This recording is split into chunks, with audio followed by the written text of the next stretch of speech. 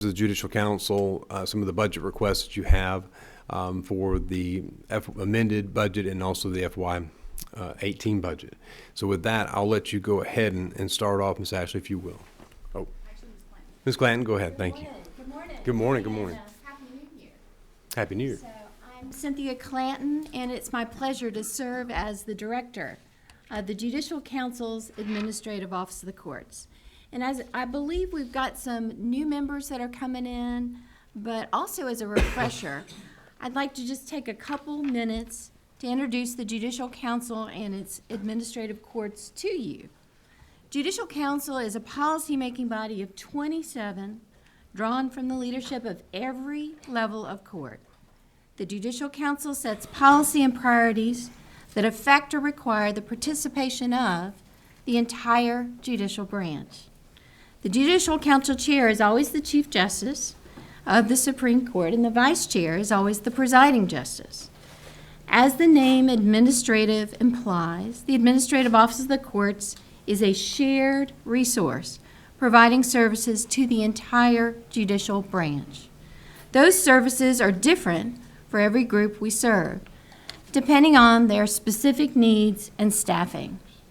Services we provide include payroll, HR, vendor contract support, including technology contracts, communications, and budget. We have a fully operational IT staff that collaborates in statewide projects, such as the child support e-filing system used by 80% of the courts in the Division of Child Support Service cases. One of our core functions is to provide judicial workload assessments by using case counts and time and motion studies, which often result in requests to you for judgeships. Now, I suspect that most of you are in the business of providing services to clients and constituents, and in a similar fashion, with the resources that you provide, the AOC is a client-centered entity. Our work is directed by statute, Judicial Council action, and its strategic plan, and by order of the Supreme Court. Our clients are Georgia's judges. We work for judges.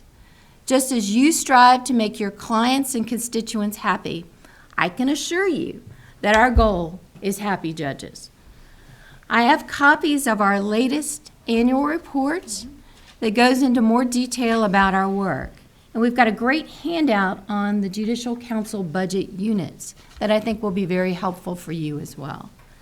Once again, the AOC is a service agency to the entire judicial branch. My staff and I look forward to working with you this year, and we're happy to answer any questions.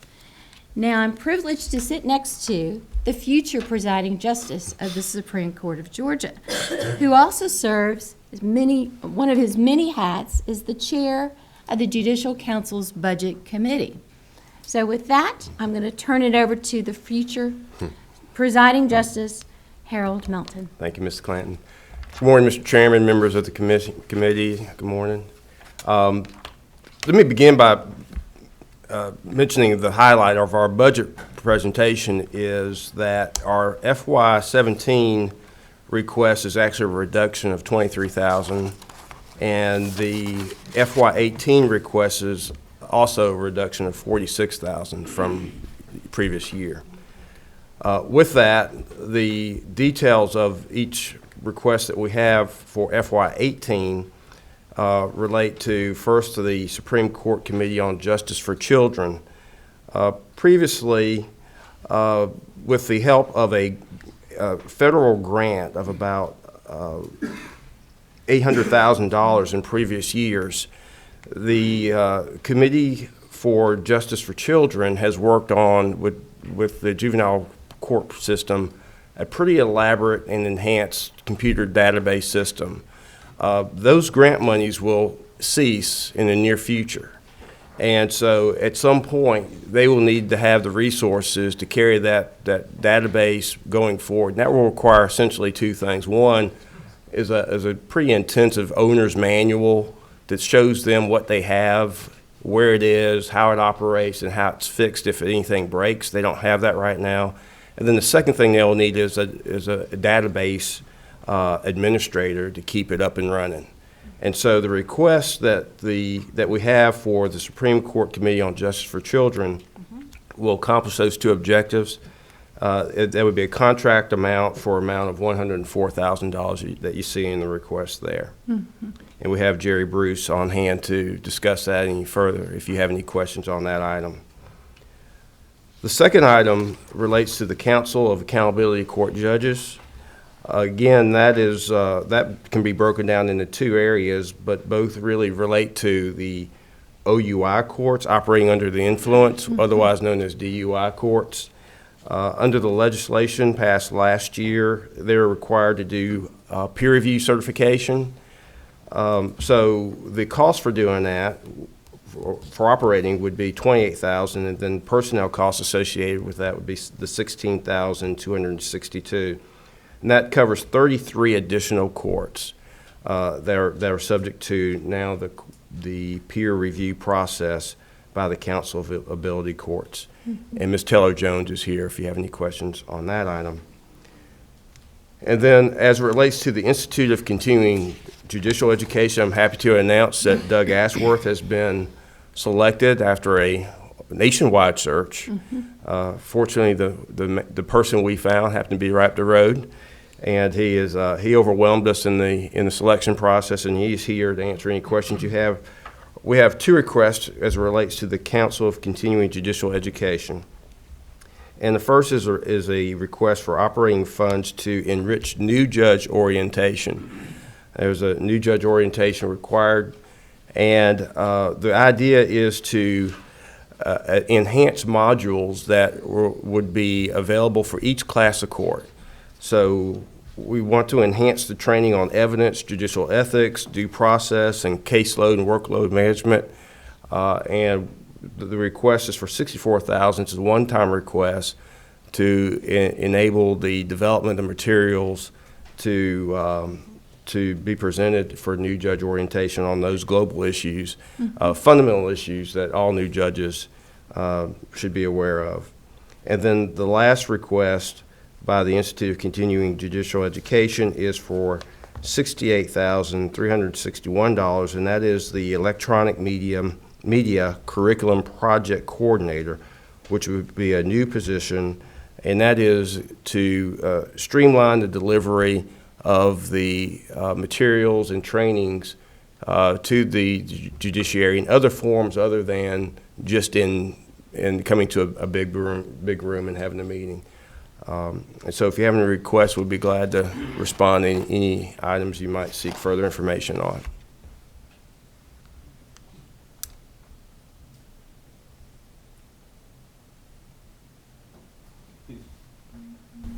Any questions from members of the committee? Just a couple from my perspective. Just Melton, and there was a program that was being in place. It was I think parental courts, yes, if I remember correctly. That Judge Amaro, I believe, and others were working on. Could you give us just a brief update on how that's going, if you know, on how that's been implemented? Yes, please. All right. DCSS requested a grant to support those additional positions. Unfortunately, the feds came back and told them they were ineligible for that grant. DCSS will be coming back to their committee seeking additional funding for the positions. This body funded 1/3 of approximately 12 positions, and the grant was to pick up the other 2/3, and it's not able to. So because the lift is so large at this point, DCSS determined it would be most appropriate for them to carry it under their budget moving forward. But they are committed to the program and the positions, and so they will be requesting full funding in amended 17 for the other 2/3 of the original positions, and then the second lot, because it was a 3-year plan, for those positions, and our agency is supporting Judge Amiro in working with that agency. And I believe that those positions, if I recall correctly, for the committee's benefit and those listening, this was to provide some with child support issues, that you had parents that were not paying their child support. Yes, sir. Oftentimes as a result of not having a job. The consequence of that, the only consequence available to the judge really was to incarcerate Yes, sir. usually the father. And then in doing so, that also made it more difficult, compounding the problem essentially. So that the intent here was to try to assist with some court supervision for those fathers to secure gainful employment, and then be able to pay their child support in a timely fashion. So my understanding is that that program has been going well. Yes, sir. But the problems are that we've lacked some grant funding we needed to match to actually come up with some coordinators or some counselors at through DFACS coordinators. or. Yes, sir. Okay. Yes, sir, because this is a civil program. It does not fall under the Council of Accountability Court Judges, so it's a little bit different. But yes, the program has been wildly successful in the areas that it's been implemented in. Okay. Thank you for that. Questions from members of the committee? Well, seeing none, oh yeah, we do have one. Representative Williams. Thank you, Mr. Chairman. Thank you, Justice, and we appreciate your presentation. It's early, and you spoke of the continuing education person overwhelming you, and I need a little overwhelming this morning, but I need just a bullet point of exactly what, and I see what we have written here. Just fill me in a little on what this person will be doing. The person that you curriculum said, project coordinator. Yes. First thing they'll be doing is reviewing materials that are submitted for presentation to make sure they meet the standards that are suitable for judicial education, and so that the judges that sit through the training can get the credits for the time that they're spending. They also will be responsible for delivery, working on online presence, tracking hours. Go ahead, Ashley, supplement whatever I'm saying here. The ICJE also has an e-learning commons, a 6-hour and 12-hour courses, and this person will be responsible for compiling go-to 1-hour webinars on emerging topics and online delivery of the Georgia Domestic Violence Bench Book. So basically, it's taking the present format of web-based training and cultivating it in an environment that our judges are able to receive more efficiently. There are not very many web-based training opportunities within ICJ at this moment. There are some, but not a great deal. And so this individual would be responsible for taking some of the smaller elements of face-to-face classroom delivery and transitioning those into an online presence. One of the opportunities that Chairman Welch identified for us was the ICLE model of giving attorneys training credit for developing training modules. And we spoke with Mr. Ashworth, and he says that is possible because the ICLE bylaws permit it. And as yesterday was his first official day on the job, in the immediate future, he'll be doing a review of the ICJE bylaws to determine if it's also permissible for our judges, who are subject matter experts, to develop this training and receive the training credit for it, utilizing your suggestion. And so he has taken that to heart and is going to do a thorough review to see if it's, number one, currently permissible, and if not, what steps are necessary to make that happen. So we do anticipate being able to come back at our next opportunity with some additional information on reducing this request. And Doug is also, Mr. Ashworth is also here. So that would allow them to develop those materials internally, or allow for the judges to develop the materials instead of purchasing it, and then using that on an ongoing basis? Yes, Correct. sir. Yes, sir. Okay. And so while it may not be possible to fully take this off the table, it may be necessary to employ someone to put it in the proper format, but using our judges as the experts in gathering and compiling the information.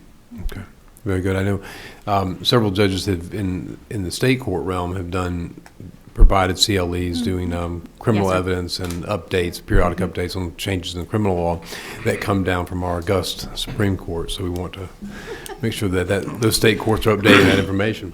Yes, sir. I appreciate that. Other questions from members of the committee? Well, we always look forward to these presentations where we're seeing reductions in the requests from previous years. We put our best foot forward. No, we appreciate this information, and if there are no other questions, then I would like to invite Justice Domnius, if he would come up, and to our Chief Justice Hines. Good to see you, sir. Good morning, Mr. Chairman. Yes, and welcome, Justice Boggs. Congratulations to you. So if Mr. Tolley would come forward and Justice Domnius will come forward, we'll have a brief update on the JQC.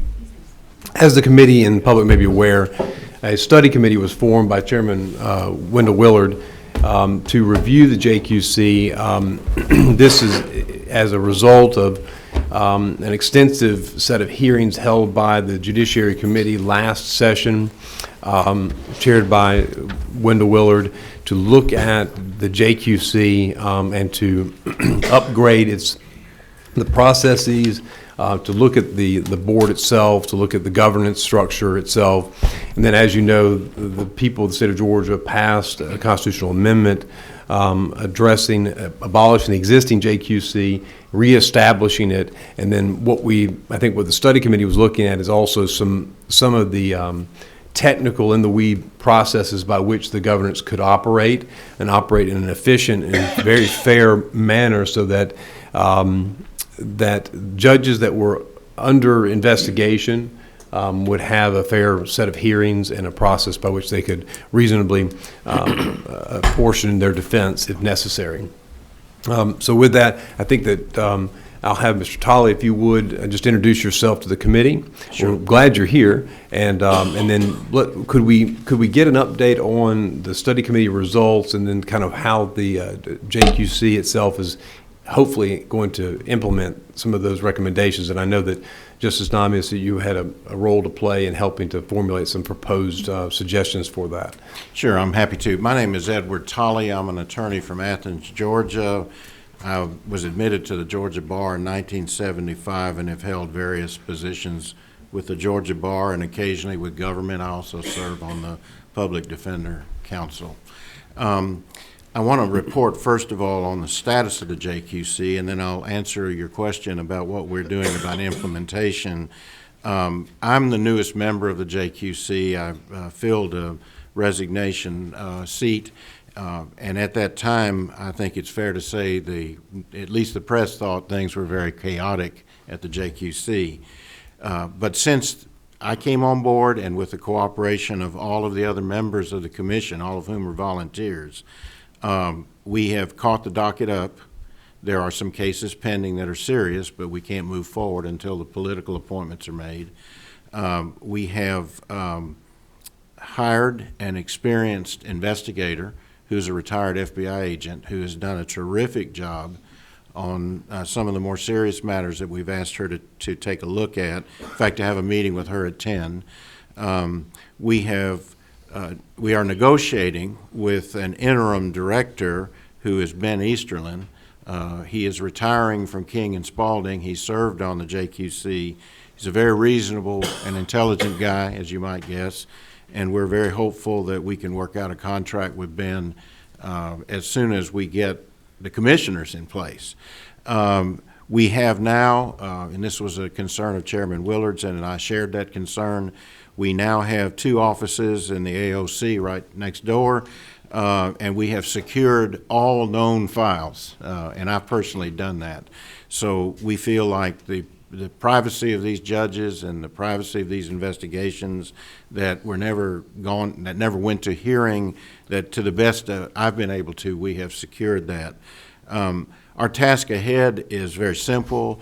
It's the implementation of the existing legislation, House Bill 808, which we're in the process of doing right now. We do expect to have commissioners in place hopefully by the middle of this month. That may be optimistic on my part, but I think that's going to happen. And I think the basic goal and the basic concern when I first started with this and working with Justice Namias on the Rules Committee was to separate the investigative function of the commission from the hearing function of the commission. Under the old system, the commissioners both investigated, charged, and heard cases that didn't afford the proper due process to those justices and judges that were in front of us for consideration. So under the new rules, the basic tenet of those rules is going to be to establish fundamental due process. I think that's the number one concern that I heard from every judge that I have talked to. Now, let me talk to you, if I might, about the budget. I'm happy to report to you that we are midway through the budget. This is my very first ever budget hearing. We have not spent 50% of our budget. We have only spent 27%. So we're not here asking for more money. The reason we were able to do that is because we had a director who serendipitously resigned and left us, the commissioners, to do all the work, which is why we were there. But we didn't have to pay anybody.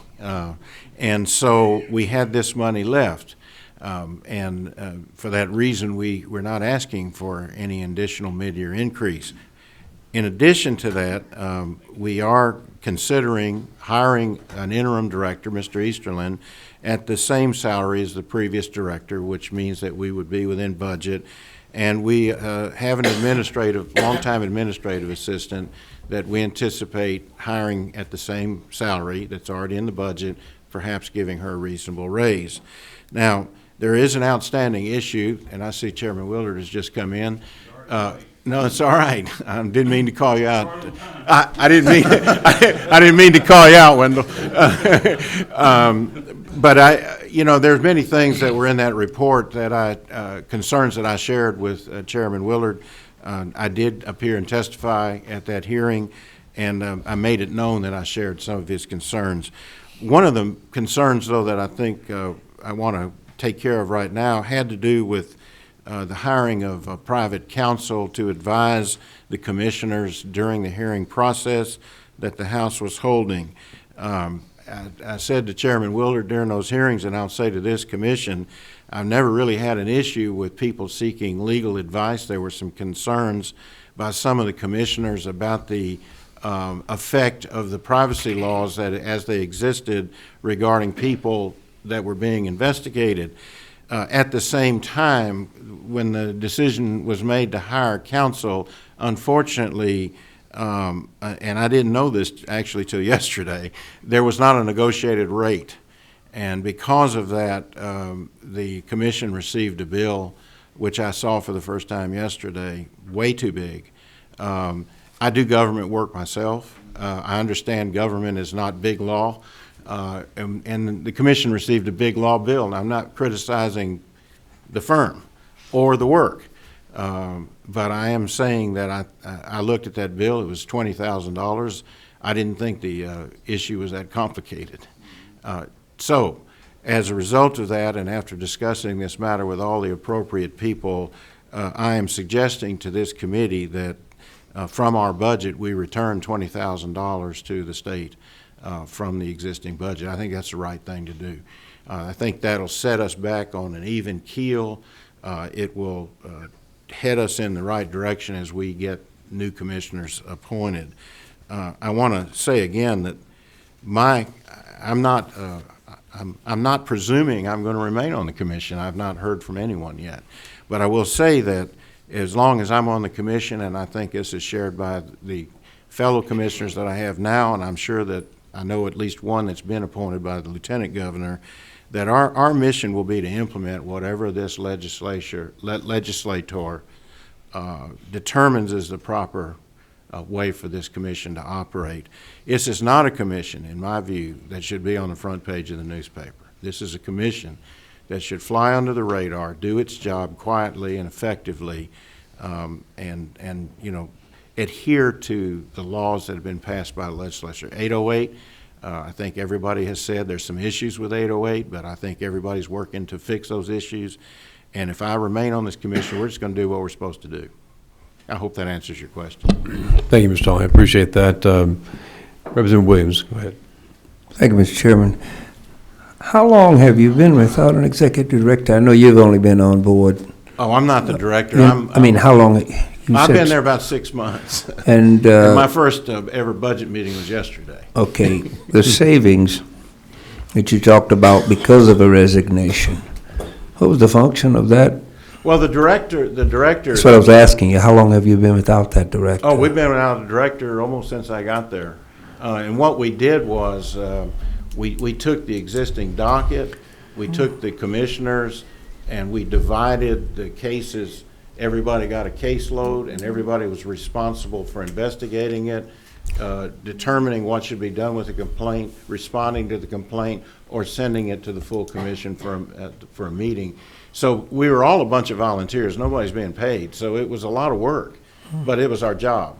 But typically, the director would do all of those things and then come back to us and say, these are the things I need the commission to review at its next meeting. And of course, that didn't happen. If I might, Mr. Chairman, you've, thank you for your work. You've made a very compelling case for not hiring a director. You're doing all right. And let me say to you, I had not thought about that. You might have a trouble getting volunteers after this, though.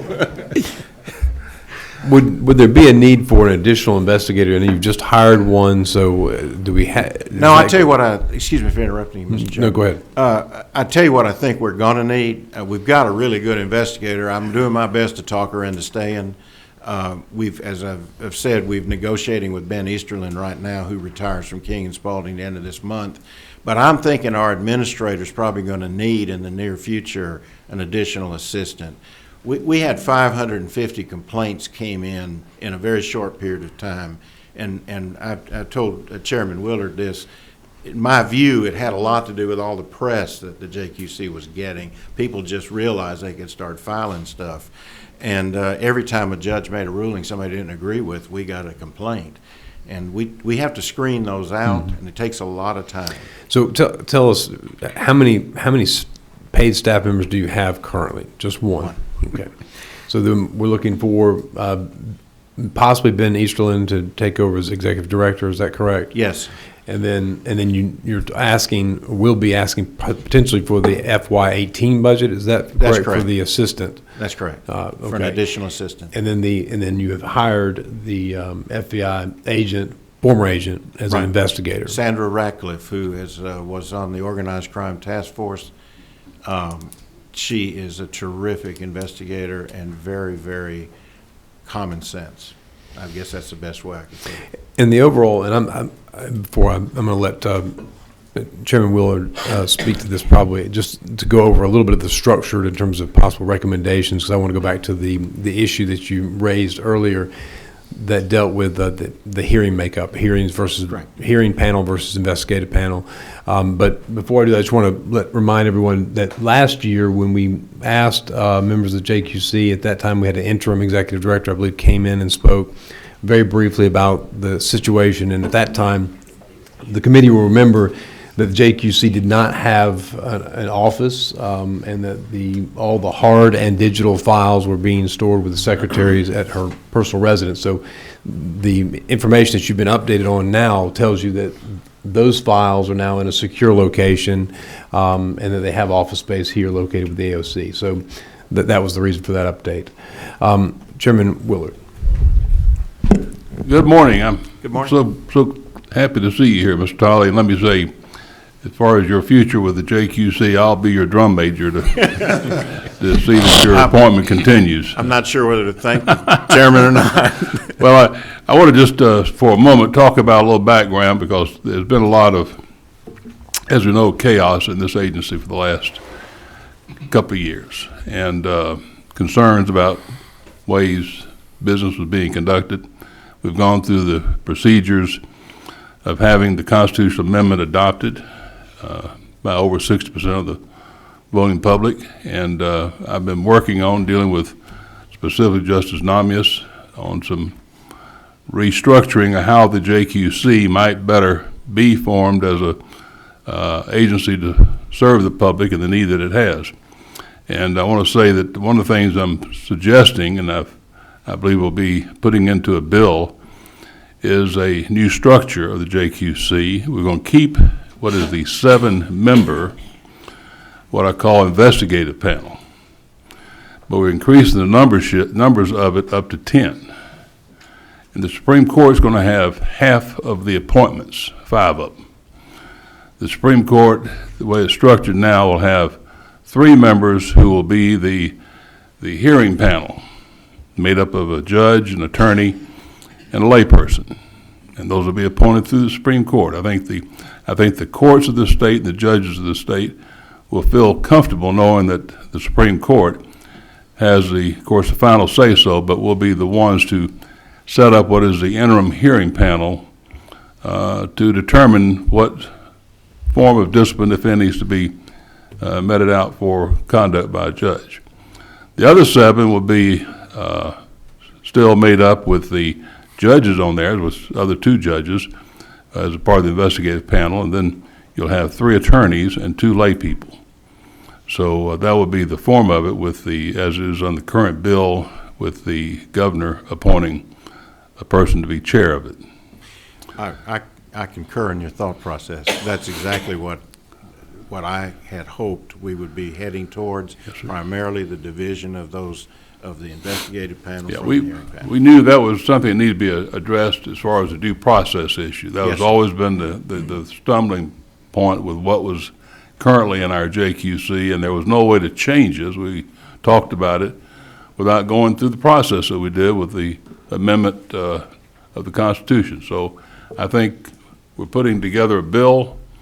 It'll be coming out shortly, publicized, and I hope everybody takes time to review it, and we'll have hearings on it to get input and hopefully see it pass forward. I noticed the governor, lieutenant governor rather, today has already made his first appointment to the JQC, and what I've read about the gentleman, sounds to be a fine person, and so He appears to be. we're pleased to see that.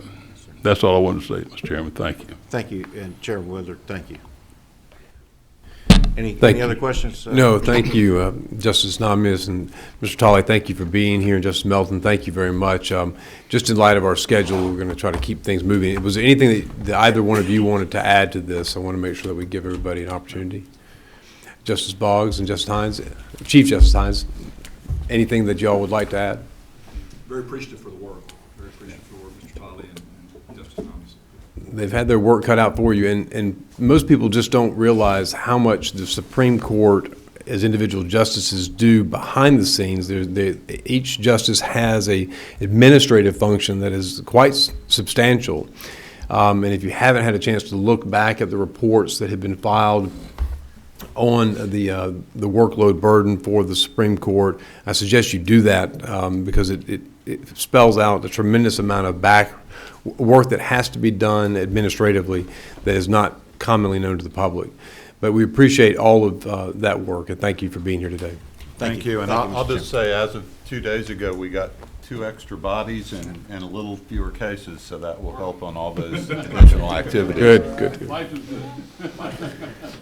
Good. Yes, I will. Thank you. All right. Good. With that, let's move on to the Supreme Court. We're honored to have 2 representatives here from the newest member and our Chief Justice, Supreme Court. And I think we also have T. Barnes, our clerk, is here. Good to see you as well. And Regina Jones, the CFO, is here. Thank you. Good to see you. And Happy New Year to all, men and ladies. And so with that, I'll turn that over to our Chief Justice Hines to present from the Supreme Court. Thank you, Mr. Chairman, and it's a pleasure to be in front of this distinguished body today, and thank you for the opportunity to speak with you briefly about some things. As I said, we do have Presiding Justice Melton, my dear friend, and my dear friend, Justice Michael Boggs. We have our clerk and our really executive officer of the court, court executive, Ms. T. Barnes, and our fiscal officer, Ms. Regina Jones. And we thank you for this opportunity. If you all forgive me for my voice a little bit, it's kind of gone a little bit, but I apologize for those days. I kind of remember my days of arguing before a jury, and toward the end of it, sometimes it gets a little hoarse, so I apologize for that. We wanted to just talk to you briefly, if we might, Mr. Chairman and members of the committee, about amended fiscal year 2017 and then fiscal year 2018. As you see in front of you, I hope you have in front of you budget request. Do you have this sheet? I think what we have is our track sheet before us, but I believe it will summarize the sheet that you have there, Chief Justice. So Yeah, okay. on page 16 of 17 of your track sheet for FY17 amended budget, under section 10, you'll have the Supreme Court, and I think we have listed here all the items that you'll be covering. Let me tell you what we are asking for, Mr. Welch. One, we're asking for the amended fiscal year 27. We're asking for some positions, and what we're asking for is originally in the beginning is for an increase in funds for personal services for one IT position, which is a systems analysis at step 5. And we're asking for a salary of $72,621 in fringes. And this will help serve our 2 new justices. And we're asking that it be prorated actually for 3 months, April through June. And what that will do is hopefully give us an opportunity, since we have our new members of our court coming on board, to kind of start now and work into it.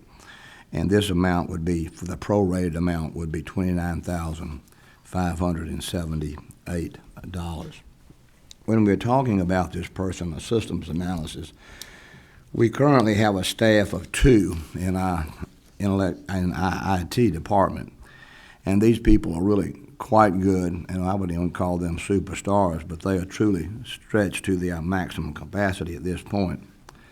They are doing everything from desktop support to network monitoring, and they're also doing a lot of other things. To give you, as a committee, a little background on the responsibilities of our IT department, they have to support up to 90 physical users, and this also includes our interns on a day-to-day basis. They support almost 300 devices, which includes scanners, printers, laptops, PCs, and copiers. And on the network side, it supports up to 20 servers and up to 14 switches. With the funds that we had been awarded in fiscal year 2015 to purchase a new network, this now what has done is allow our users to be remote from almost anywhere. And really what it has done is extended the operating hours of our IT staff to virtually being on call 24 hours a day. And I would also like to say that our information technology people, handle our phone and email support for our electronic filing system, which has been a really good thing. It really has. Right now, we have 4,000 plus registered e-filers, and we also have the trial court clerks and their staff, of course, from our 159 counties. So what we have asked for is this one position, and we think this would be most justified and was truly needed, but it would be a new position. And as I said, that would be the salary of $72,621 with the fringes in addition to that, but prorated for the months of April through June, that would be $29,578. Now, a second matter that we're asking for is to increase funds for personal services for one procurement and facilities position. This is a purchasing and a facilities coordinator, and we're asking for that, and that's a scale, a step 4 of $46,299 plus the fringes. And this is going to support the growth in the court. And again, we're asking for it be prorated for the months of April through June of $18,857. We presently have no person in this position, and we truly need this really quite desperately. And to tell you a little bit about the purchasing and procurement coordinator, we previously had a dedicated procurement facilities employee, but we lost that position due to the cuts, which were necessitated by the difficult economic times in 2008. And the responsibilities this procurement person would handle are currently spread among our employees in the IT department, the fiscal department, and our clerk's office. And let me say this right now. As I said, I referred to Ms. Barnes and her not just as our clerk, but as our court executive. The amount of work they do that is you would say, clerk completely work is quite vast. So we would ask for this. These specific duties that we're asking for would include, purchasing of supplies, equipment or services necessary for the day-to-day operations, and also as a vendor liaison, that is with the GBA and also in procurement projects. So as I said, that is actually a salary of $46,299. We've asked that it be prorated for those months, April, May, and June, which would be in the amended fiscal year 2017, which would be $18,857. The other person that we really have great need for is for a senior accountant.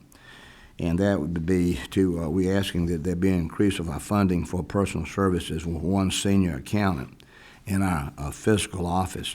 We're asking for that with a salary of $75,115 plus fringes. And this, again, will help with the 2 new judgeships. We have 2 state-funded persons in this position now. And I just to kind of say a little bit, Court of Appeals has 6 people in this. Now, we're not trying to get into saying what, but we also, I think, have to remember that our court is a bank court. Everybody participates in every decision. So when you have a bank court, we're hearing a lot of cases, and I think we're writing probably now in excess of 50-something opinions per justice per year, which is right at the top of your 50 states. And to say that is an awful lot, and we are really turning out the work. You see some states, and certainly we have the 2-term rule like our Court of Appeals by Constitution, but we also, I would just simply say, a lot of our states don't do close to this amount, but we really need this person. As I said, presently we have 2 state-funded positions. This will address our fiscal needs, talking about accounts payable, receivable. And let me say, Ms. Jones here is superb, but they are really understaffed. Our payroll, our human resources, our budgets, our fiscal and financial reporting on a year-end audit. And by ordering this person, it would give us a continuity and make us certainly much better fiscally in our office. It's really needed. And the amount of records that we maintain, and the chairman talked about these different committees and commissions we have. We have an awful lot, and there's an awful lot of funding matters that come through our court, and we need to be really careful on that. This salary is $75,115. And we're asking that it be prorated April through June, so we have that. So that is the one that we have.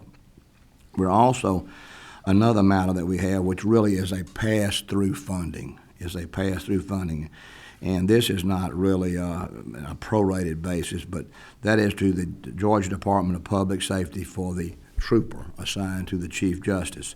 They set it, and they bill us for that, so we need to pay them, which is a pass-through amount of $8,784. So that is what we have. We have taken then for the fiscal year 2018 budget, we have actually said we're not asking for new positions then in the fiscal year 2018. We're asking for them to be here in fiscal year 2017, but then we're just carrying forward those matters over there. One of the matters, of course, that I think we could certainly talk about is the annualized funding required to implement House Bill 927, which was the Appellate Jurisdiction Reform Act. You all certainly that passed this last time, which would fund the 2 new justices and their administrative assistants and their clerks. We have that matter in there. I would say that we have asked for $1,735,520 for that. That can be, I think, Mr. Chairman, probably reduced by $28,000. We'll get this to Mr. Groom, but the reason for that is Chief Justice Thompson in his retirement was living without the 50 miles, and he was getting per diem, and he was also getting, mileage. We thought we'd have 2 with that. We're only going to have 1 justice who's doing that, so that will actually be a reduction. So I hope that explains that to you. Thank you, Mr. We've Chief been, Justice. let me say, we have been, it's a self-serving declaration, but I think we've been extremely good stewards for, 6, right? I think we've been extremely good stewards of the money, and it gets to a point where you can only do so much for so long, and when we're increasing this, our court, and we're increasing the amount of things we hear, we really have that. I would also, we've asked for one additional matter, which is new, is increase the funds to provide, and this is in fiscal year 2018, salary adjustments for our law assistants from the L3 to L4, salary increase of $2,327.52 plus fringes for 18 attorneys, and that would come out in the fiscal year 28 budget of $66,791. But we're asking for that. Thank you, Mr. Chief I think Justice. this would keep us in line really with the Court of Appeals. We also have We've had some times when our law clerks were getting paid less, so that's been tough. anything that either the presiding justice or the newest justice would like to add? Members of the committee, do you have questions? Chairman Willard. Thank you. Mr. Chief Justice, I'm very supportive of the work y'all are doing and happy to see we've got 2 new justices, Yes, thank you. quality people. Yes, sir. Let me ask, and maybe your accountant can tell us about this point, but I look at the increase for this pass-through for the public safety. Yes. Prior to this year, has that been something already in the budget? That has been in the budget, Mr. So Chairman. you've had that cost already? Yeah, yes, sir. And I guess the question I have is we're increasing the budget by $87,813, which I believe is that the amount? Well, Or is that- we're increasing that from 87,218 to Oh. 96,000, which is 8,700. Okay, so it's just the 8,000, I Yes. got the wrong line, Right, pardon me. and that I is got the wrong line. that is not a proration number. Excuse Mr. me. I picked up the wrong figure going across there. It looks like 87,813 is the No. increase. It's only 8,000. My mistake. Thank you. I think they're just billing us a little more now. Sure. We generally do not, as kind of a going rule, budgetary rule, we don't create new positions through our FY our amended budgets, and that's going to be a tough case to make, honestly. And then when looking back at last year's budget, we did provide for an assistant, a deputy clerk position, if I recall correctly, and so I hope that has helped to offset some of the needs. Now I know the court is expanding, and you have new members, so there is some issue. There's a justification there I see built in. And that's why that they came on now, and that's why we're trying to get it in the amended FY 2017. Okay. If there's not a reduction in the per diem amount that's been allocated, then that would leave you with, looks like to me, about $60,000 short then in your budget going forward. Is that a fair statement? I think that is correct right now, certainly, yes. Okay, because we've talked about a reduction in the budget going forward, and obviously if Chief Justice Thompson is no longer collecting that. Right, I think it's Is that a about total, 20 though? I think it's about 28,000 is what we can reduce that figure, and I said we will certainly get that information to is that a total of 28,000 for the year, or so that's actually not the full, that'd be the That would be reduction the- for the 18 budget, but not for the That would be, I FY think, for the 17? year, is that right? That is for the year. Mr. Chairman, it was projected to be, Right. before we knew who the appointees were going to be, They didn't know it was what- projected to be 36,756. So the difference is Is- now that you only have one, Is is eight. a reduction to about $28,000, and that's an annualized. It's an annualized amount. Right. That's right. Yes. So it's So not the that- prorated, that that would was- not be the prorated amount. So then my statement, then my That is previous for the statement's year. not correct. Slight reduction. Okay. And Good. we'll get those to Mr. Green. Okay, well, that'll be helpful. Thank you. And then could you, given our time limit here, we only have a few more minutes, but could you explain the reasoning for the particular steps that you've chosen in terms of hiring these individuals, both for IT as a step 5, step 4 for the purchasing coordinator, facilities coordinator, and then step 6 is also for the senior accountant, as opposed to hiring them at a lower or higher step? What is the rationale there? Well, I think the rationale, Mr. Chairman, is that these are the type of steps that we have to get the people that we need for this. That's one. And I think it's also in line with people in other in the Court of Appeals and all, I think is what it is. I understand, Mr. Chairman, that it's an estimate based on the likelihood that we can get people to fill those positions with the qualifications that we need at that level, potentially that we can get someone for less. That is an estimate, if I'm correct, about where we would expect qualification levels to place someone on our pay scale. Okay, and then finally, what service is Georgia Technology Authority providing the court, if any, with respect to IT services? Since you're asking for another position, and I believe you already have several on board, so we have 2 right now, so this would be a third. We have, on the IT, I think we have 1 position on that now. The purchasing facilities, we have 2 in there. Is that what you were talking about, though? Well, I'm actually, we're going back to the IT position. Right, we have 2. 2 there? currently, right. Okay, and then with the 2 that are there, so my question really is more of a, what services is Georgia Technology Authority providing the court in terms of IT support? Yeah, they support the statewide infrastructure, but outside of that, they don't interact with our system. Okay. I think Justice Boggs said it by as good, nothing really in the building, so.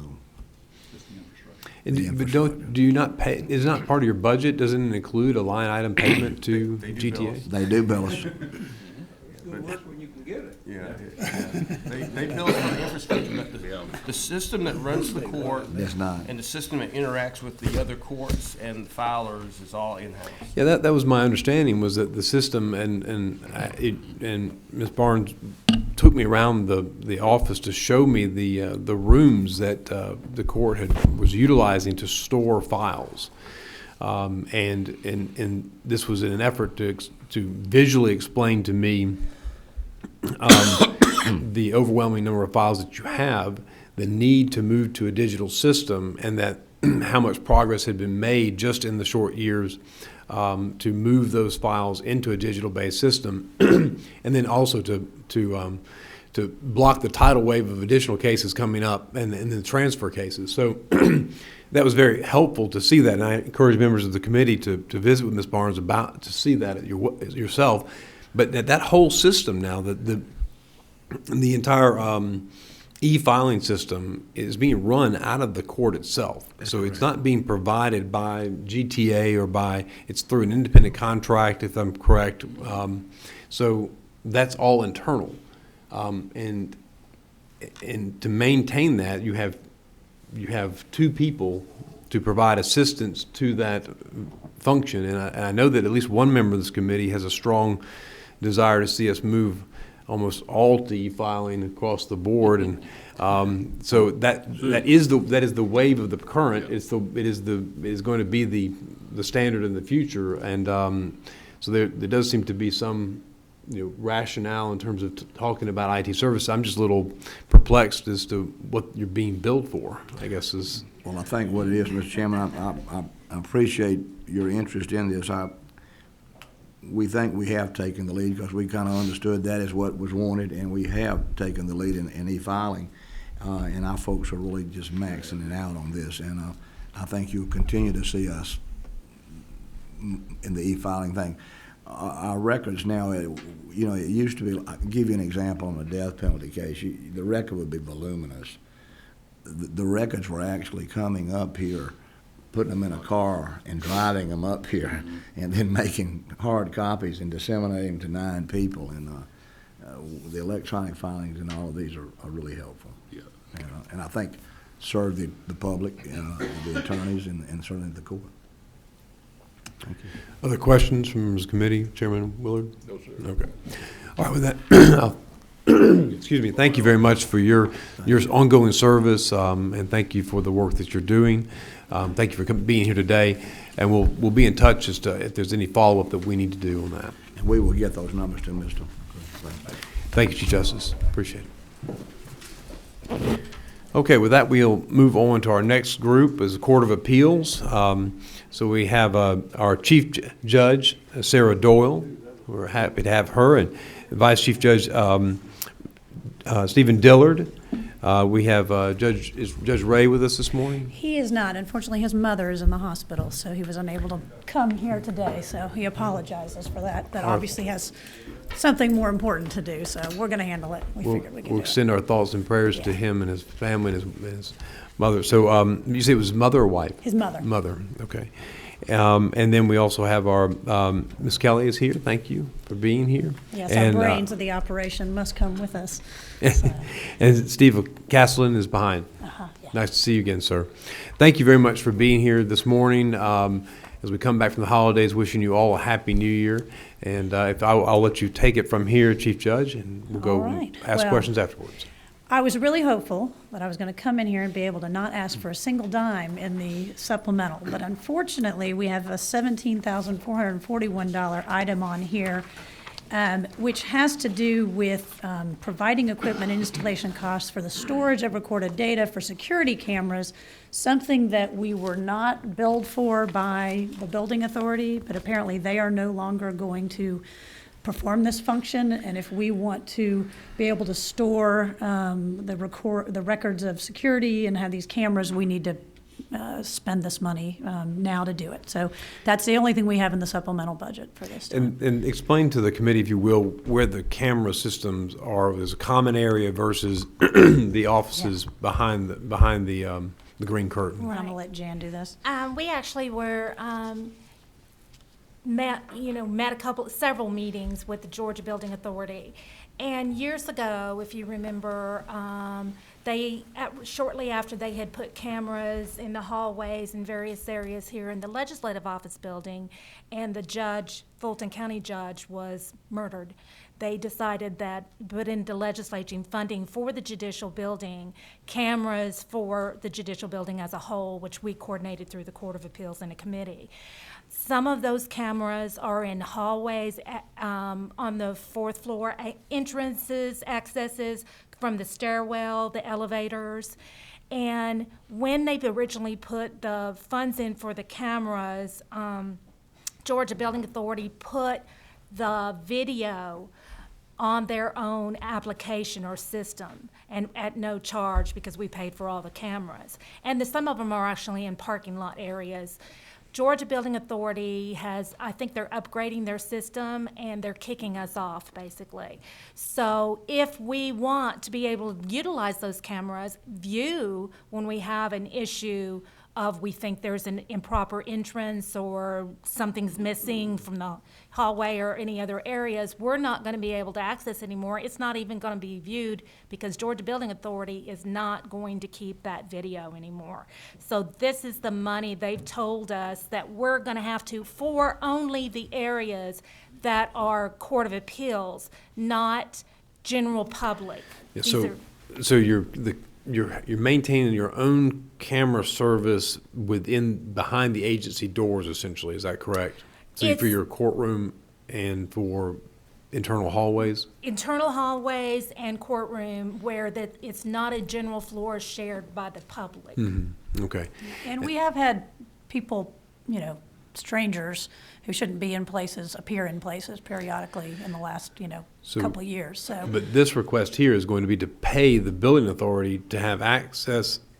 No, I think it'll be for us to pay whoever, Buy the appliance to Oh. put the video on. So they're taking the cameras out altogether, their out of the appliance. common areas. So if you're going to, if you want to have secure cameras in that common area we have to go buy some. and monitoring it, you're going to have to buy the cameras and install the software and in the database in order to record and view that. Is that correct? We have the cameras, and they're going to be giving most of the cameras that are in our internal area to us. They're going to be transferring those to us.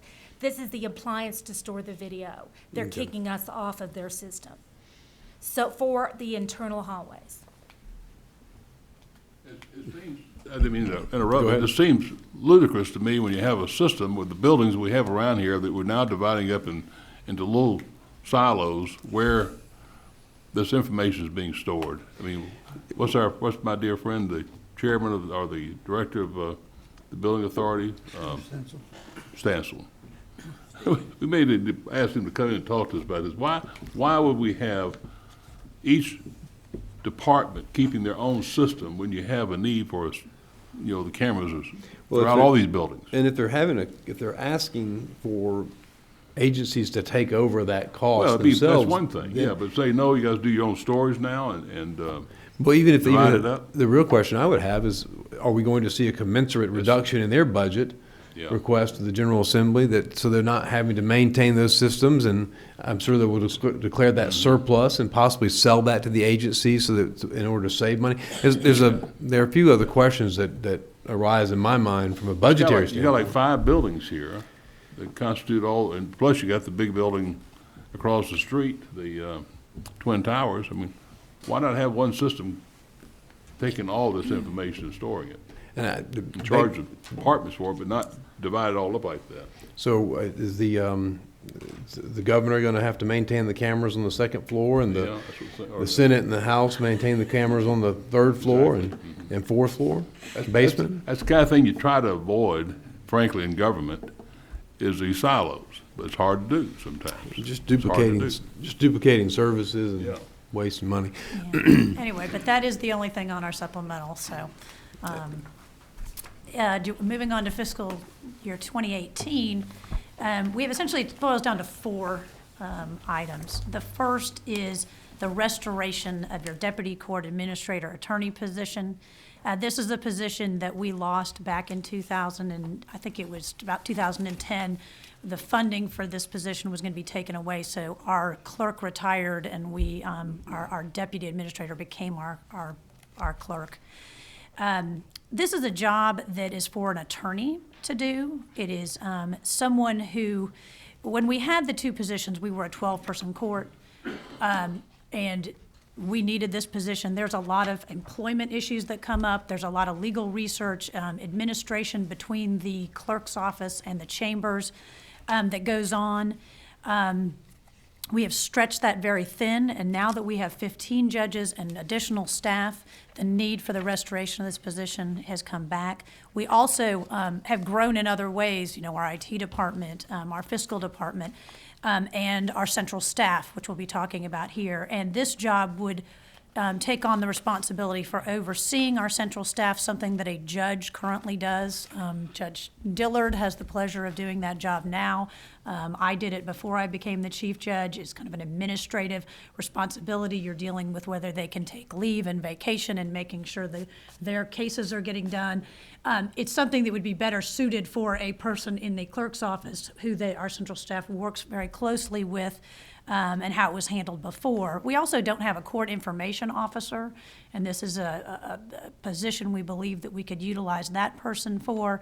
And like I said, if we have an employment issue, which we have had in the past, where we've had a disgruntled employee make a claim, our fiscal officer, our accountant, becomes our HR person, and really someone who is a lawyer who could handle those kind of administrative things is important to us. So we're asking for the restoration of that position.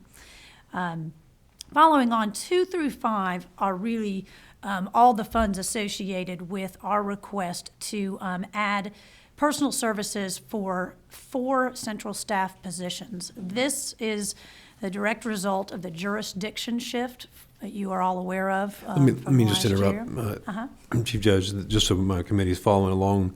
So the lines 5.1.7 and 5.1.8 are the four full-time positions that she's referring to at this point in time. So you see there's two on line 5.1.7, two full-time central staff attorney positions, which she was just speaking of, and then also the request for two full-time staff attorneys there as well under 5.1.8, and then there's some associated operating costs that go along with those. Yeah, and I'll tell you, we really wanted to ask for them in the supplemental, but we knew, based on last year, that wasn't something you like to do. So we thought we could, it's going to be tough on our central staff because this is going to be we get about 750 to 800 applications a year, and that is going to increase by about another 250 estimated based on the last 4 to 5 years of the Supreme Court work. So almost another third of those cases are going to come in. But we are going to work real hard to get our current central staff up to speed on handling these cases. We've already been coordinating with the Supreme Court central staff who've been handling them to learn the mechanics of some of these cases so that if we are funded for these additional positions, we will then have our current central staff will be able to train them more quickly. So we thought we could handle it for the first 6 months of the year. We could use all four starting July 1st, but because of the impact on the budget, we did break that up into having two come in July and two in January, if that was more fiscally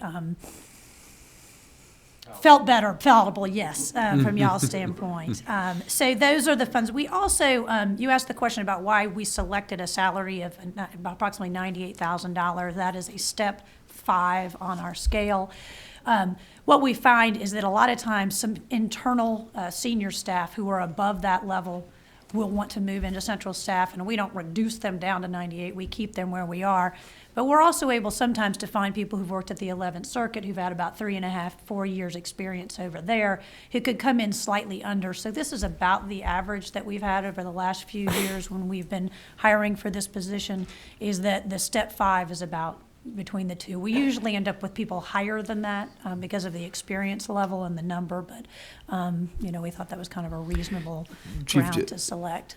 Chief Judge Doyle, would you just explain, elaborate, please, on why that's a fairly stout salary from the perspective of members of the committee and the public, but explain to us exactly why that's a competitive salary, what the qualifications, backgrounds you would be looking for in order to have someone to serve on your central staff. Yeah, I'm going to turn this over to Judge Taylor. Are you ready to, because he is currently overseeing and has been doing a lot of the hiring, so I'm going to let him speak to that. There's really, one of the things we talk about, one of the differences between. Could you just turn the mic? I'm sorry. Yeah, thank you. Thank you, Mr. Chairman. One of the distinctions between the federal and state system is we do operate under the two-term rule. So not only do our in-chambers staff and central staff people need to be smart, they need to be fast. And a lot of that comes just with experience. And so what our central staff, they really have 3 functions, and it's a difficult position. One, they need to be able to do jurisdiction review, and that's complicated. We've noticed that just in the past 5-6 years, that becomes increasingly complicated, the jurisdictional issues we're seeing. The second thing that they have to be able to do is process these applications. And the timeline, the turnaround on those are very quick under the statute. You have to get everything out. I think one of the deadlines is 30 days, the other is 45. I think 30 is discretionary, 45 is interlocutory.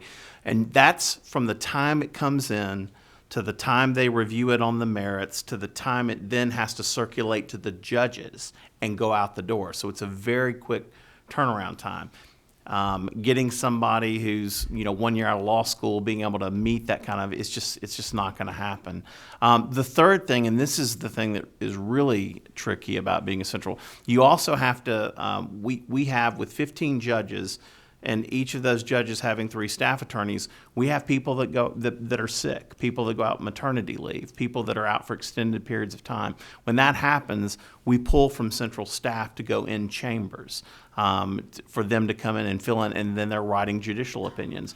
Recently, we started with, to become more efficient, we started taking some of the more routine opinions in chambers, transferring those to central staff, and having them write per curiam opinions, basically an opinion not from a specific author, but just from, the panel of just from the court.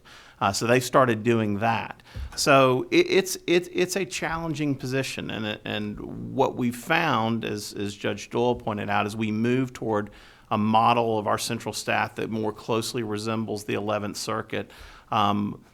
We've been hiring a lot of 11th Circuit people because they don't, unlike us, they don't have permanent positions. They rotate those folks out every 2 or 3 years.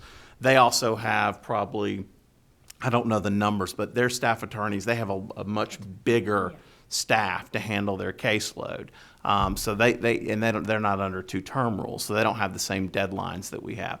But what we found is that the experience of those folks and the level, most of those folks are graduates from the top 5-10% of their class, and so they've got the horsepower. They can come in. They've got 3, 4, 5 years experience, and they can come in and immediately. Their learning curve is going to be much shorter, and they can hit the ground running. So, and we have, unfortunately, we did have an experience where we hired someone who did not have that level of experience, nor even the level of writing that we thought they would, and it didn't work out. You've got to have the brain power and the great writing skills, and you have to be able to do it very quickly. So I hope that answers that question. And in the Atlanta market, the rate we're talking about is far below. I mean, a lot of these folks would be competitive for big law in terms of their credentials. Now, obviously, they make a decision that they want to do this type of work instead. But in order to be competitive, I think the salary, the stuff we're talking about, is what's necessary to recruit the kind of people. These are challenging jobs, and they require people with a lot of horsepower. They might start at 140 or 160 even at some of these law firms. So, and I know government, like you said, they're making a choice. But so we thought, and that's the top of our scale is currently 116, and it would take you another 10 years to get up to that level, if not longer even. I'm sorry. Is that scale, is that an internal scale that's set by the Court of Appeals, or is it set by the state? Yeah, we created the scale back in 2008, but I believe it was almost at the behest. There was a reason for it, and Jan might know a little bit more about how we came up with the scale, because she did a lot of the analysis. This was right before I got to the court, so it was in place before I started. We did at the time, back in 2006, 2007, analyze the private market as well as the government, and came up with a scale which we then asked for a salary step increase. We kind of expanded the scale out at that time and went through the legislative process at that time. We had originally proposed back then 118,000 of being the top of the scale, and we did not get the funds for all of that, so we created the scale as with 116 being the top. However, that final level is not funded at this time, that L4. Yeah. Okay. The other two, I have a question. Chairman Willis. Just a follow-up on that, and I remember when all that occurred, and we got skewed as far as the salary ranges for the clerks in the Court of Appeals as to the clerks of the Supreme Court, and that caused a lot of consternation. Is that resolved? I think that's resolved. We're So essentially everybody has the same we're all on the parity. same page, yes, Okay. and we do a much better job of coordinating to make sure now that we're Thank you. on the same page. The other two items along with this just have to do with housing and IT and computer software and things like that for the new employees. One of the things we did do is try to keep this as low as possible, coming up with kind of a cubicle system as opposed to trying to build out space.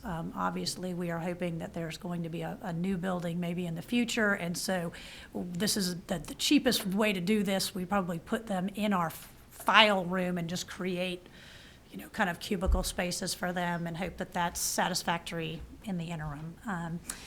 The last two items, one is for requesting an enhancement to scan and digitize fiscal records. You may remember in the last couple of years, we asked to get some money to digitize some of our files in the clerk's office. This is a kind of a continuation of that, and this would do for $55,000 as a one-time funding and would digitize all of our records. And we really don't want to put this, I think, is it a room of files? Rooms. Rooms yeah. of files that we don't want to have to put on a truck and drive to a new building. We think it makes much more sense because of, just everything getting to be computerized, that this would be something we'd want to do. Those last two items you were speaking of really are dealing with the consolidation, if you will, of staff members in moving them into file rooms to work, Yeah. is in anticipation of a new building, so that's to not expand the existing footprint and buy additional unnecessary supplies, Right. with the anticipation that you'll be in a new building shortly. Yeah, I- short 4 year, whatever short yeah, is whatever in that means, in the but construction world, hopefully, yeah. so there's some thought being put into that in making these requests. And then certainly there should not be any point in transferring physical files when we can move everything digitally, so. Yeah. And then the last item is just a relatively small enhancement for software maintenance. I believe our overall software maintenance is about $250,000, or a little bit, about $225,000. And this is small addition to that for the various ongoing maintenance that goes on with the docket. With the addition of 3 new judges and, every time a new judge comes in, there's new work that goes into our docket. We're continuing to increase the number of trial courts who can file electronically. That is an ongoing basis. We're excited to say that lots and lots of courts are now signing up, so we're hoping that, but with that then comes additional work to our docket, improvements, things like that come along. The last 3 are reductions for one-time funding, which you like to see, and that's the balance of our request for this fiscal year 2018. The question that I asked earlier of the Supreme Court is, what services, if any, is Georgia GTA providing to the Court of Appeals? I'm going to go with probably the same answer, which is they don't do anything internally with, no one comes to fix my computer or to do anything with our software or our docket. They just provide us with, I guess, the wires that go through the building and the infrastructure, however I don't know what the IT world, how that functions, but We that's just it. pay for telecommunications, and right now, one of the things we had mentioned, and they're wanting to bill us, they are starting to bill us for it, we're still fighting that battle, is we have not even been paying for WAN charges, which is, I guess, the connectivity to the main system, and they're now starting over the last 3 months to bill us $4,000 a month for WAN charges. Yeah. So we're trying to fight that battle. 400,000? No, 4,000. $4,000 a month, sorry. What are they Yeah, currently we- charging you?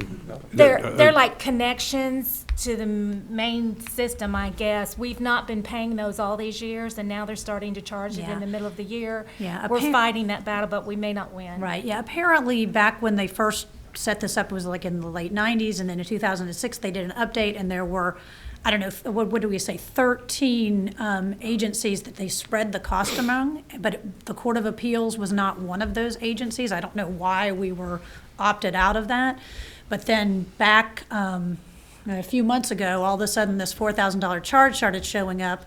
I think, Chairman Welch, we talked about the idea, well, if we're paying $4,000 here, then maybe there should be a reduction of $4,000 somewhere else. I don't know, but we have so far been successful up into this last month in getting it taken off of our bill, but this last one, I'm not sure. We go through these little appeal processes every time, and we'll see. So we're working through that.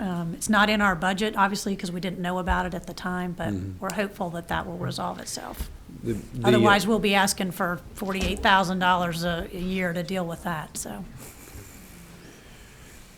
And also, like the Supreme Court, you all have taken all of your e-filing as internal now. That whole system is a system that's contracted out by the court. Is that correct? Yes. Okay, so then your IT staff also provides support and in between the court and the consultant that provides that service. Yes, yeah.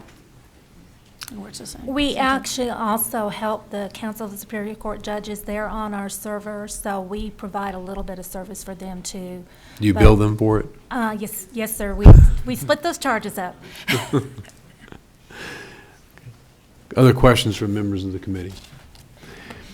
All right, seeing none, we thank you very much, Chief Judge and Vice Judge, for being here. And Jan, thank you very much for coming. Well, let Stephen, us know good if you seeing need anything else. Yes, thank you. Next on our agenda, and we have now made up some time, is our Superior Courts. We have a presiding council president is Judge Horace Johnson from Newton County. Good morning. Executive Director, you know Ms. Sandy Lee, and the budget manager is Charles Miller. And Bob is here as well. He's not here? Is Bob here? Is Bob here? Hey, no. Great. All right, well, we appreciate the service that our district court administrators provide throughout the state.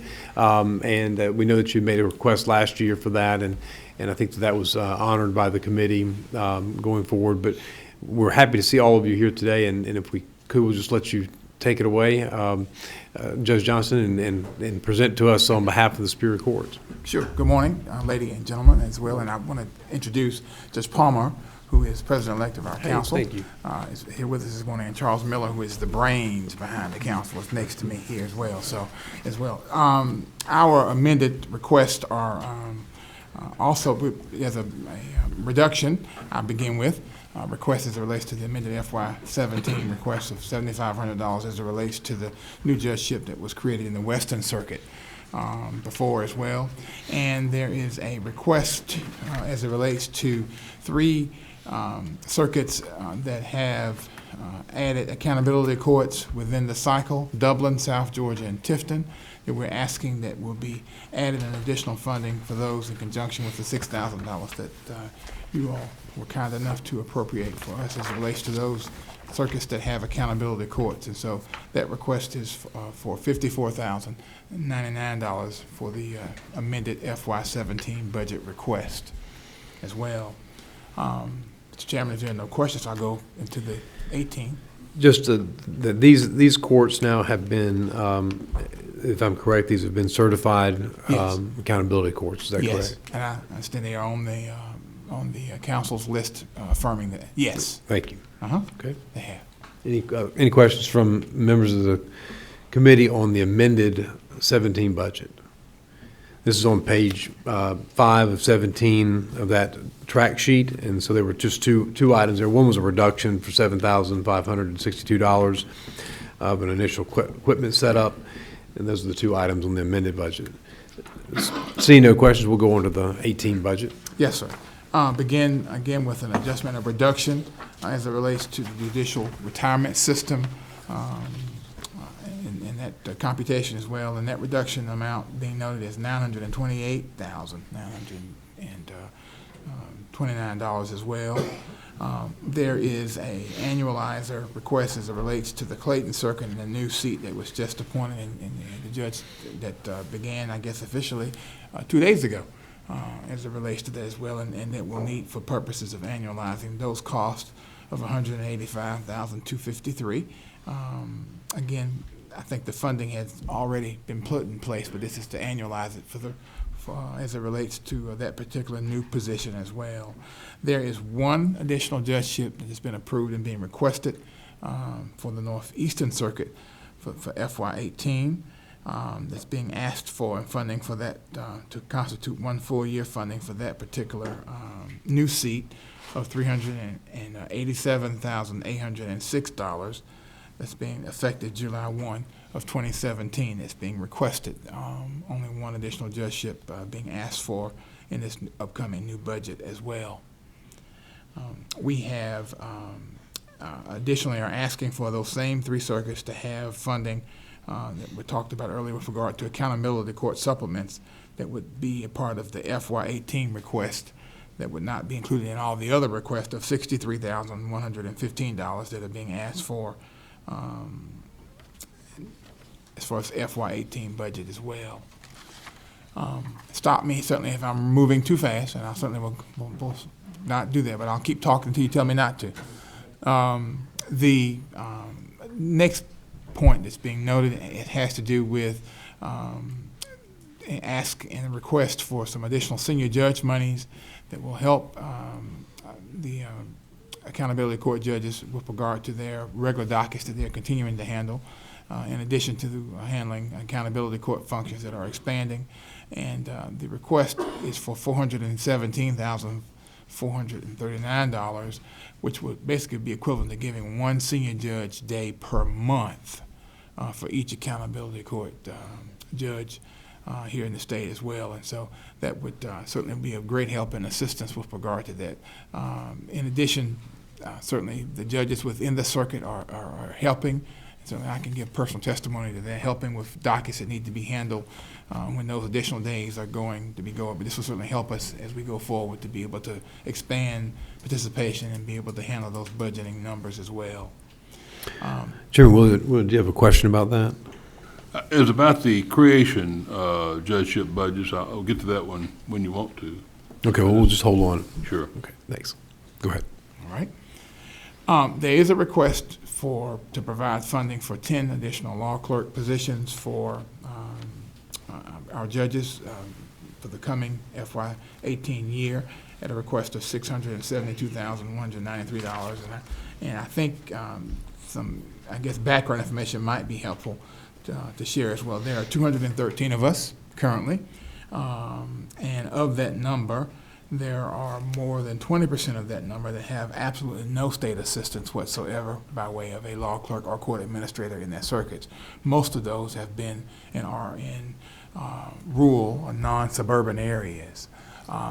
You were great in giving, I think, in providing some funding for law clerks in the last budget cycle, and we sought to be intentional to look at where they went and to make sure that those areas were met first. I think Upmogie, which is one of our largest circuits out in eastern Georgia, certainly has 8 or 9 counties, I can't recall which, was one of the recipients of one of those. But we are asking for those 10 additional law clerk positions to be approved, and certainly we will prioritize their needs based upon that. But there are more than 20% of us that have no assistance whatsoever with regard to either a law clerk or a court administrator in the state as well. Lastly, there's a reduction that's being asked for in just a budget adjustment as it relates to the Western Circuit in conjunction with that new judgeship, and that amount is $30,250. Mr. Chairman, I think that completes our list, if you will, and certainly I'm happy to try and answer any questions. Thank you, Judge Johnson. Appreciate that. Did Mr. Simmons, did he have anything to add from District 6? Good to see you. He is here on behalf of the District Court Administrators. Yes. And as well as one, I don't think there were any asks being made. Okay, good. I appreciate that. The other ones, last year we had funded 4 law clerks, and so this year's request is for 10. What is the projection in terms of law clerks to be requested? What is the number that is desirable to the Superior Court? Well, obviously, the hope would be that every judge would have access to a clerk. To a state-funded clerk? Well, at this point, I will tell you there are 63 state-funded clerks, and I think my numbers are correct, and Charles can hit me if I'm wrong, 76 county-funded positions. As we currently sit here today as well. I'll be candid, I don't know whether or not they would all go one way or the other, but obviously most of those, I dare say, are in areas where counties have funds to be able to assist with regard to those matters as well. But that's currently what the breakdown is, and maybe I would add 14 county administrators. If you put the two together, there are that's 90 county-funded law clerks / court administrators. Yeah, so we have and the reason I'm asking, we have 213 judges. It appears we have about 99 law clerks total. That would be 76 with the county funded. I'm sorry, more than that. So more than that, 139. 139. Right. 139. So what I'm asking is, will this committee then see continued requests for law clerks going forward? Is it the intentions of the Superior Courts to for the state to fund all of the law clerks for every single judge in the state? And that's what I'm getting at. Or are we going to keep this at, do we have a number, a goal, a set that we're looking for? Well, I don't know. I guess Okay. to say the answer, I don't know the answer as it relates to that. Certainly, it would be our hope that every judge would have access to some assistance. And as it currently sits, there are more than 20% of us don't have any access. Not so much saying personally my clerk or a circuit that has equipment, but there are 50. I mean, there's more than 20% of us don't have any access whatsoever. But so until I guess every judge in some degree has access, you could, I would think, reasonably expect that there would be a continued request for some assistance from the state to do so. Okay, because I was just trying to figure out if there's some need-based analysis that's done to determine law clerks and where they would be, and so to give the committee a sense of where that number begins and ends. Chairman Willard has a question. Well, on that point, I believe the historical, tell me if I'm right or wrong with this, has it been historically that there was a state-funded law clerk for each circuit? Yes. Period. One. Period. One. And then if there were needs beyond that, it was up to the local counties to provide additional sources for that purpose. That's the baseline. Right. What's the number we have now of state-funded? 63. 63. Plus 10 court administrators if you added it. Yeah, because they have a 10 choice. districts. The 10 judicial districts we have. 49 circuits. Yes, sir. Yes, sir. Uh-huh. That's right. Right. I guess we're looking at it from a taxpayer standpoint. Yeah. It'd be wonderful to be able to have the clerks for all of them funded through the state, but it's a really large expense for that to be eventually funded by the state. That's going to be the problem. Right. Right. I don't know And how that's far why we go. Right, and that's why Just don't know how far we go with that. Right, how far, and I'm not, Yeah. not veering ahead to say that. From a fiscal standpoint, because it's an oncurring, Right. it's not like one time, it's a, from now into ever. And that's what I'm trying to get a sense of. So we. Item, it just doesn't stop. That's right. Right, but may I add one point? With the budgeting increase of pro se filings that are ongoing, I cannot even imagine. My clerk reviews all of my pro se. I'm in a circuit where I have a clerk, but he reviews them before I see them. I cannot imagine having no one to do that. And I dare say when the shoeboxes come in of receipts and all the other things as well, that the judge, before he even gets to the legal issues that are presented, having to figure out how to do that. And that's why I say, frankly, I would think until the baseline would be until every judge has access, at least, and of that more than 20%. Some of them have no access, not so much their own personal law clerk or administrator, but they have no access to any assistance whatsoever. And that's why these 10 will certainly help us begin to bend. How's the council making the decision and determination where these, for instance, 10, if they were to be granted, would be allocated? How's that going to be decided? We have a form that, it's almost like you have to apply within our own ranks to, tell us your needs, tell us what's going on, counts, and all that as well. And then, as a part of that, and our executive committee discusses it and looks to place it based upon priority and needs. And so we have a system that we've created to review that and make those determinations going forward. Yes, sir. Let me allow Judge Caldwell to jump in here. Representative Caldwell. Mr. Chairman, my question is not concerning the law clerks, but something different. If you want to finish that subject first, that's entirely up to you. Well, what I'll do is Ms. Lee has provided us a copy of the application, if you will, request application for a law clerk, and I'll share that with you. Share that with the committee so they can see the application process. But I think, Ms. Lee, at another time, we can do it later, but I think it would be helpful for the members to understand how the selection process works. And if we have time to do that now, we will, because we will go to 10 o'clock on this subject. So we'll jump back to that. But let's get the other questions and other topics asked before we get back to that. Go ahead, Thank you, Mr. Chairman. My question is concerning 9.3.4. An increase for senior judges for the accountability courts of some $417,500. within this last legislative session, of course, we increased the salary for Superior Court judges, and one of the selling points for that was to create and increase the accountability courts and to pay the judges for operating those courts. And of course, I helped sponsor that bill and certainly voted for it and was in favor of it.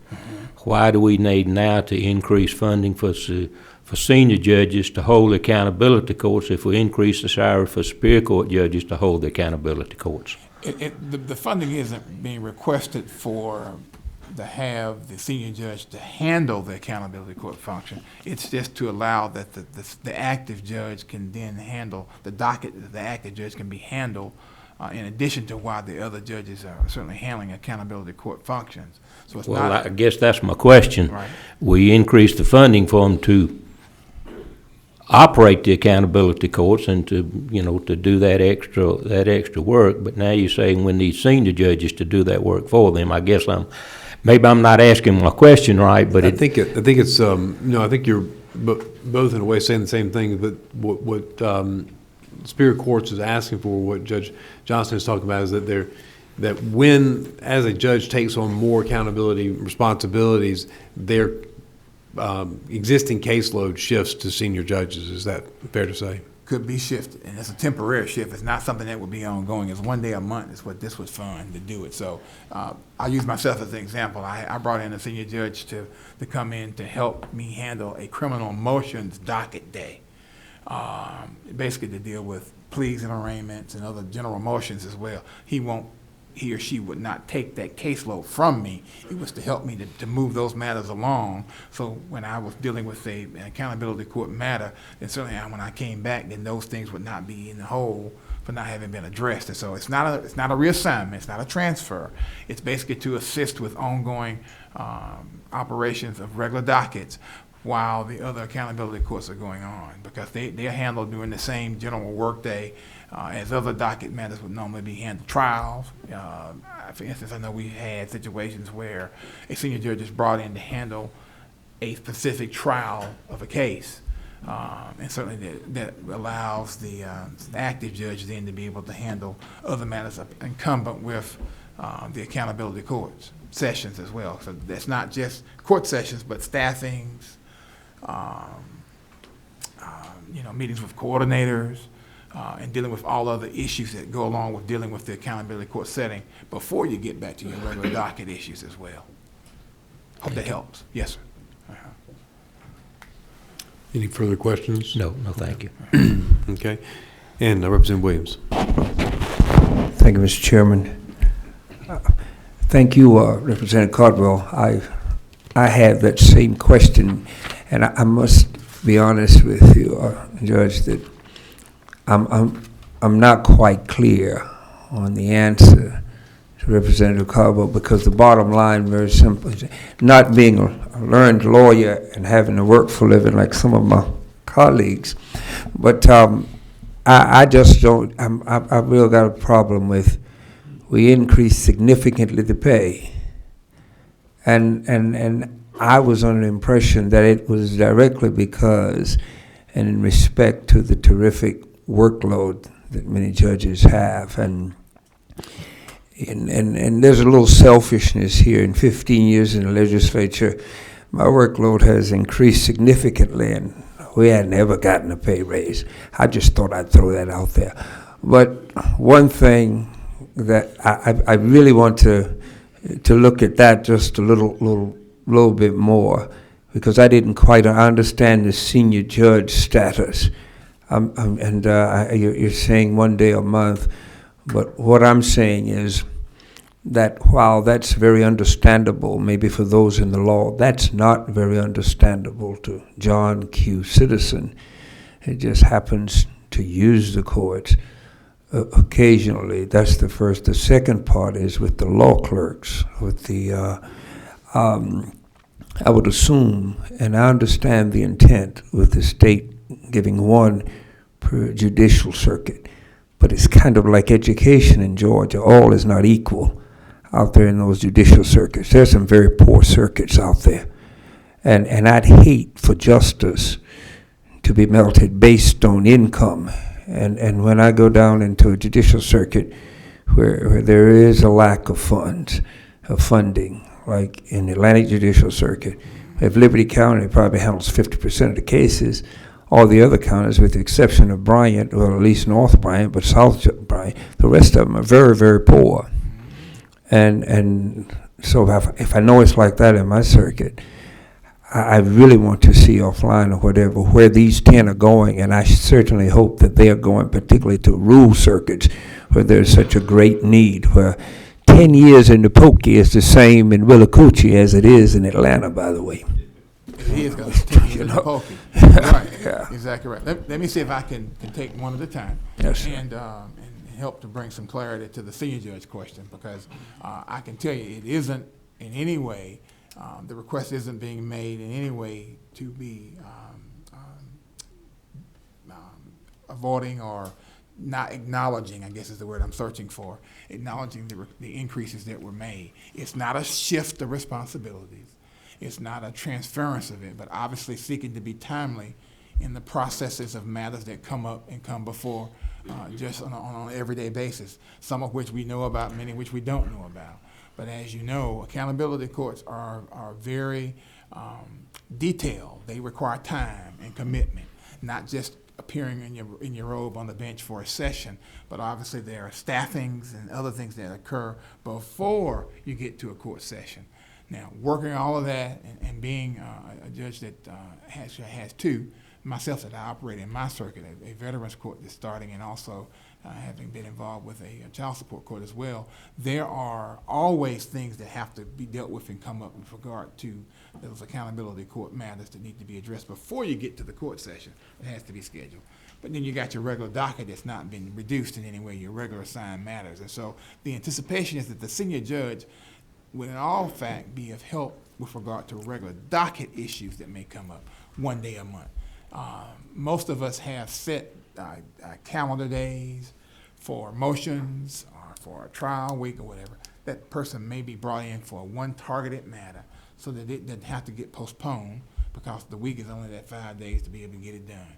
I hope that gives a little clarity to that. Now, to the law clerk issue, you are right, sir, as it relates to that, and that's hopefully why we think that giving these additional 10 will help us to continue to ensure that there's some parity wherever you go, and that you're not having to get, a quick dispensation of an issue because someone had an opportunity to really read what you were submitting. And as I say, with the budgeting numbers of folks that are submitting pro se matters without lawyers involved, it makes it more incumbent to have someone to assist the judge to review that information rather than the judge trying to do it before he can even get to the legal issues that might be presented for doing so. And those clerks will do that, and we have and will continue to identify and look to place them first and foremost in circuits that don't have any assistance. And I'm finished if I could. What circuit do you? Alcovy. I'm in Newton and Walton County. All right, thank you, because I'm not a lawyer, but I noticed your voice increased to the point of when you were talking about reduction, so I just want to make sure we're not to get caught. Good to see you, Judge.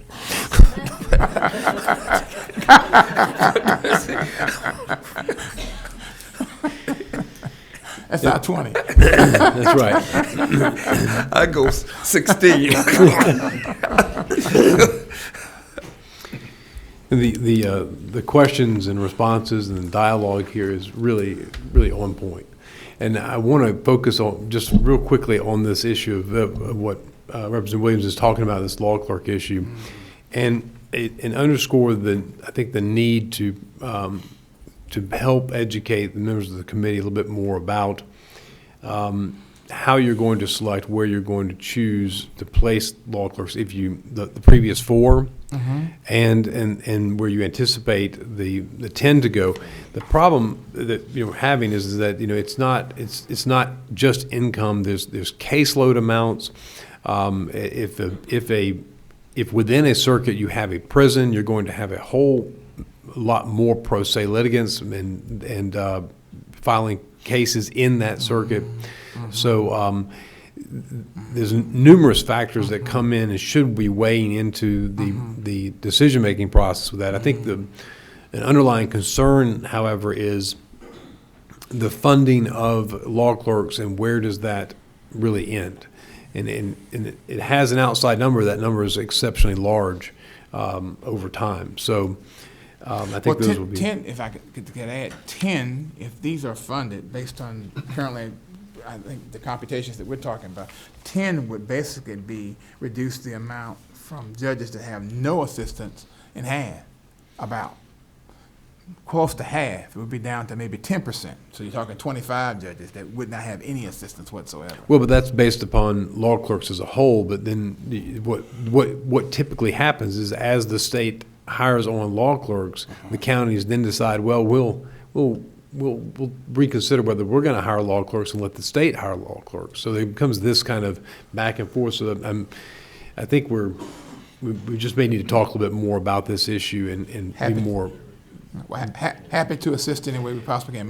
Most circuits, at least, again, using myself as an example, if I'm in a situation where my county provides some additional monies for law clerks locally for us to have, they haven't done any shifting whenever the one state is the one state as it relates to that. And if the county does it, then it's up to the counties, in my instance, to do that. Can you provide a map that shows the location of the law clerks, the state law clerks, under one color, one demarcation, and then the county paid law clerks under another demarcation? I think that would also be visually helpful.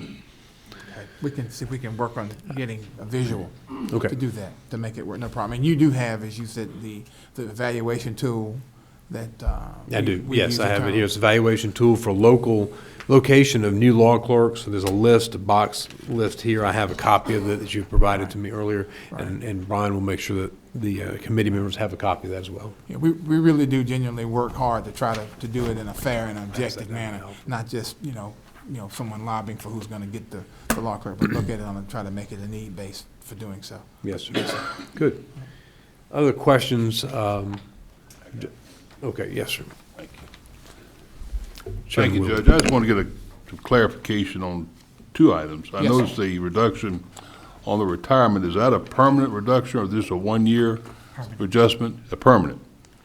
So this is based upon actuarial projections or what? The actuarians make the recommendation to the retirement system board, Super. and then the board votes to approve that recommendation. So this is the recommendation for fiscal year 18. Now, the report is done and presented to the retirement system board every fiscal year. So Understand. it's possible in the future they could either lower or raise the rate in the future. Well, that's a nice savings for us. Second thing is on the creation of judgeships, and we would put through the request for appropriation for a new judgeship, which we have down here, provide for the creation of one additional judgeship, Northeastern Circuit. We have a sum of $387,000. The next thing I note is the Western Circuit, the reduction of $30,000. Now, I'm asking this question, I guess, in a roundabout way. When we ask for the first time creation of a judgeship, do we include with that sum what are the initial setup costs for the judgeship? And the issue I have with that is why don't we just set that as a separate item as opposed to a continuing budget item? You follow my point? Does that make sense? My point is, we're having to come back the next year and reduce that amount out when we don't really need to do that, when we just show it as a one-time payment for like a capital expenditure and not have this readjusting. Because the question I have about that is, sometimes it may not get adjusted out. Follow me? So I'm just questioning, why don't we, from a new judgeship, say, okay, the judge's salary and his clerk and his secretary is going to be this amount of money when that's an ongoing appropriation need. His setup costs for furniture, et cetera, but computers, whatever it may be, is $30,000, and we just have that as a separate line item as a capital expenditure amount and not have to come back next year and adjust it out of the budget. Looking back historically, does that vary though, depending on the setup costs associated with that particular judgeship? In other words, it may be less in certain circuits than in other circuits. Is it? But it's still a separate No, it's a item for whatever always cost been the setup is. standard amount. Standard amount? Okay. I guess if I'm understanding your question, you would suggest that we look at whether we could break the initial I would like to setup have number it broken down, I hear. Judge, between what is the continuing appropriation for that new judge that's being created. That would be his salary, his secretary's salary, his whatever else comes with it, as a known continuing appropriation, as opposed to what may be the one-time appropriation for getting his position set up with whatever capital costs we have. That would be easier for us to read, I think, Okay. each year. Okay. All right. Well, only one this year for the 387, and so certainly we can, Yes, sir. can see if we can, I mean, at 387 obviously includes what I call the setup cost. it It does, includes the everything. And we don't know what that amount is, but I just would like to see it as a Well, I separate. presume it's gonna be the 3250 that It we. is. that's- Same thing? That's Yes. reducing from the Okay. Western Circuit, so It that, is. that number is specific. Gotcha.